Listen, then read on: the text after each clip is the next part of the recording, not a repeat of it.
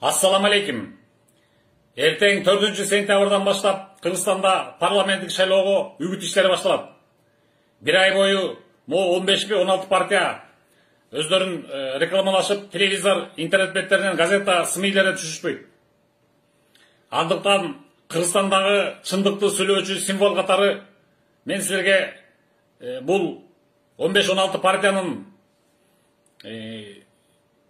кимдер экенин, лидерлери кимдер экенин, жана ошондой эле катарында кандай кишилер бар экенин, программасы кандай экенин мен да талдап, чындыктын жүзүн айтып берип турмакчымын.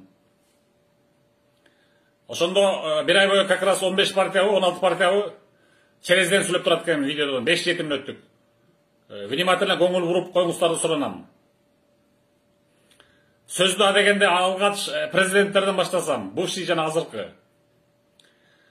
Азыркы президент Сооронбай Жээнбеков келгени абдан жакшы иштерди баштады. Эмнеге дегенде убагында Акаевдагы, Бакиевда батынып камай албай койгон Атамбаевди, Алмазбек Атамбаевди камап салды. Бул анын жеке эрдиги жана абдан көрөгөчтүгү, кемеңгерлиги деп эсептейм. Эмнеге дегенде өзүңөр деле күбө болгула. Кокондон келген Шамасарттын тукуму Алмазбек Атамбаев Кыргызстанга кылган кыянатчылыгын бир да президент же бир да жаран кылбаса керек. Паспорттан бул Алмазбек Атамбаев кыргыз деген графаны алып жок кылды, адегенде эле. Андан соң кыянатчылыгы ушунчалык, мына азыр силер жек көрүп аткан партиялык системаны, партиялык шайлоону жана Кыргызстанды кыдыратып 50-60, 70, 100 партияга бөлүп жибергенди Кекебаев экөө адегенде баштап беришкен 13 жыл мурун. Ошо 13 жыл мурда мен каршы чыккам. Убагында мен уккан эмессиңер. Эми жок деген азыр уккула. Болор болуп боёсунган соң. Атамбаевдин Кыргызга кылган кыянатчылыгын эми дагы бир сыйра тизмектеп өтөйүн, акыркы кыянатчылыктарын. Мисалы, Кытайга 4 миллиард доллар карыз кылды. Алар коколоп турушат. Наркылдан баштап ай сайын, ай сайын төлөй баштайбыз уже. Кредитный проценттерди. Андан тышкары кетистен жегенин эл тоңуп, bir ай бою тоңуп, Бишкектин эли сууктан өлүп калып, кырылып кала баштаганын билесиңерде. Музейден жегенин долларлап, миллиондоп, миллиардтап Атамбаев жанын бандасы, Сапар Исаков, Албек Ибраимов жана көптөгөн азыр камакта отургандардын баары. Музейден жегенин кайсы проект болбосун, сөзсүз бул миллиардтап, миллиондоп жептир. Ошон үчүн муну камап салышта чоң эрдик. Сооронбай Жээнбековдун эрдиги деп эсептейм. Экономиканы кандай көтөрүп атат жана башка эмелерин кандай экенин өзүңөр көрүп атасыңар, аны айта албайм. Аны анализдеп убагында айтам. Бирок Сооронбай Жээнбековдун президент нукура кыргыз үчүн күйгөн эмгеги ушул болду. Мурунку президенттердин колунан келбеген ишти жасап берип, Алмазбек Атамбаевди камады. Ал эми мына кече жакында Алмазбек Атамбаев өзү оозунан жаңылыппы же чынын айтам деп сырын айтып алганын уктуңар. Оказывается, дейт, тиги Батукаевди бошотконум дейт, тиги Белоруссияда жүргөн Жаныш Бакиевди обмен кылмакмын дейт. Бул өзүңөр ойлосоңор, причем тут Белоруссия, причем тут Чечена? Эмне, чечендер Белоруссиянын составында беле?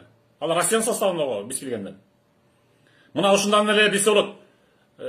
Атамбаевдин бандиттик сутун, сущностин, турган турпатын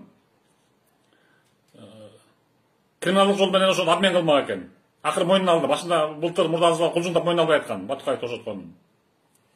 Андыктан туура эле сурак алды 11 жыл Батукаев боюнча.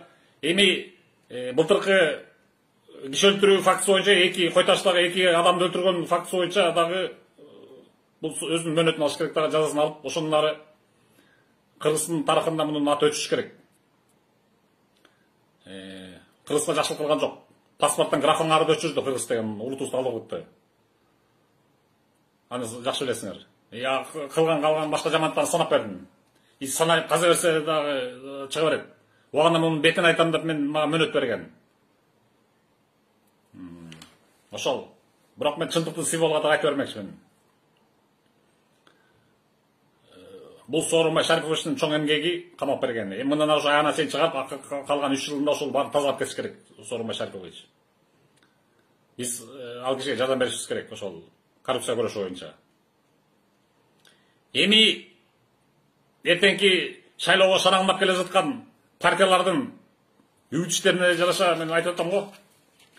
Булардын ким экенин мен бүт баарын бирден айтып беремин. Терезеден чыгып турам буюрса интернетке. 5, 7, 8 мүнөттүк видео болот. Ар бир партияга мүнөздөмөр. Мен анткени Кыргызстандын акыркы 20-25 жылдан бери саясат казанына кайнап келаткан адам катары мен билем. Жаңыларын да билем, кимдер экенин, эскилерин да билем, кимдер экенин. Характеристиканы ар бирине бирден берип чыгамын. Ар бир партиянын жана лидерлерине жана көрүнүктүү ичиндеги кишилерине. Внимательно окуп койгула. Мүмкүн мен кийин 2-3 жылдан кийин мүмкүн Турция же Россияга кетип калышы мүмкүн. Постоянно место жительствого. Бирок Кыргызстанда уул кыздарым калып калып атпайбы? А мен алардын достойный жашоодо жашашын каалайм. Достойный жашоодо жашашын каалайм мен. Ани азыркыдай Атамбаевден калган мураска, кийинки мурунку президенттен калган мураска калган азыркыдай развалина жашашын мен каалабаймын. Гүлдөгөн процветающий Кыргызстанда жашашын каалаймын.